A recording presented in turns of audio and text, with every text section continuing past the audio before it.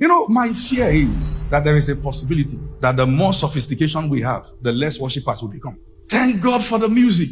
Thank God for percussion. Thank God for sax. Thank God for the keyboard. Thank God for they have good music. They have all that. What if we have to clap our hands and sing and shout? Are we still worshippers? Do you know that in Brno and in Maiduguri, they will bomb a church on Friday and they will gather on the ruins on Sunday and still sing songs? You can become so sophisticated and too sophisticated for God that the basis for attending church for you is not the word or leading of the Spirit, but it's a place where all things are ready. We can become so relaxed that you completely lose sight that this same Jesus we've come to learn about is going to come back. And you can begin to prepare your life like you're going to live on this earth forever. The leadership the church had then that made few, they took over the world. The Bible said these are those who have turned the world upside down because they got something right. How have we become so many and yet ineffective? Something is wrong. There's a deviation. Sometimes people feel, well, because you're a pastor and you ride Jeep and you wear a nice suit and then you're in an air-conditioned church, so why won't you try to tell us all these things? Let me tell you something. For this same gospel, I've been accosted twice to be killed. I've been dragged from the pulpit with my trousers. I've been carried to dens where they kill people. For the gospel, not for anything else I did. For this same gospel, I've been slapped. Someone asked me, how do you usually feel when they are dragging you? No feeling. They drag the early apostles on the floor. You drag me on social media. No pain. I've been threatened. There was a time, if I'm traveling, we have to take 2 cars to escape with one for the gospel. I came into this city and for 1 full year was on boat. Even when my teachings were everywhere, my wife and I and our people will be the last to leave the church. Many times I enter boats and they say, this is pastor for the gospel. Not because I didn't have a car.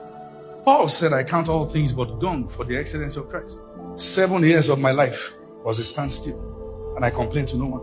The first salary Light Nation could afford to pay me was 35. Up till the recent time, they moved to 50K, then to 100,000. And I said, stop. Let me go and find God. We've emptied our accounts before, and there was no money to buy diapers for our daughter. We were making plans. So you can check her age and check that what I'm saying is not 10 years ago. We're making plans on how to get our handkerchiefs that they've given us in church to fold into our panties to use for our diapers. Trusting God to provide. In the midst of that, we're leading loads of people. We could have manipulated you for money. When we're going to come here, did you see us call if you have 10 million, if you have this? We won't do that. And because we don't do that, many take us for granted. Do you see me passing with 10 protocols shielding me? I walk. But some come and insult our pastors. Say, who are you to stop me from seeing him? Because although this is what we need, pastors who are human, but we treat them like trash. This is the reason why people are forced to push other parts. It's the church. If a pastor doesn't have Jeep, you don't respect them. Young pastors are under pressure. Young ministers are under pressure. I can't take bike and come for a meeting in peace. You think God has not answered my prayer? It's the church. It's our own making. That now we believe you don't have money, you have failed. What's the asset of a church? Jesus. That's our asset. That if we have to come and there are no ACs, there are those who are under the sun in Brno as we speak. It is the same Jesus. You have not become too better. The pastors in Brno, the ones they are slaughtering, are we better than them? We can become so touche that we are not preparing ourselves as the bride that Jesus is coming for.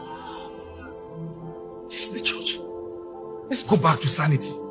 Young pastors, don't be under pressure to bring a popular face so it will look like you are doing well. Run your meetings. God has helped you. Grow from where you are. Grow from where you are. And let him lift you. He's the one who lifted the beggars from the dunghill and set them among princes. You must stand. Let God, who has called you, lift you.